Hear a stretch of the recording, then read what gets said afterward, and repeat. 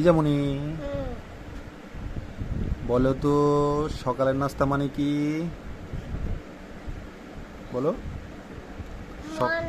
মনেই থাকে না। মনে থাকে না? ব্রেকফাস্ট। ব্রেকফাস্ট। আবার বলো। ব্রেকফাস্ট। ব্রেক ফ্লাস। ফাস্ট। আচ্ছা, এটা তো পারলা না। তাহলে 2 নম্বরটা বলো। দুপুরে খাবার মানে কি? লাঞ্চ। জোরে বলো। লাঞ্চ। গুড, এটা তুমি পারছো, তোমাকে একটা থ্যাংক ইউ। এরপর হচ্ছে বলবা রাতের খাবার মানে কি?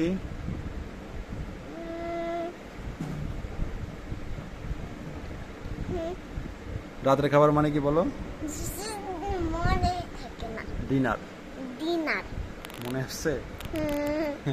এবার বলো রাতের খাবার মানে কি? ডিনার। জোরে বলো। ডিনার। গুড।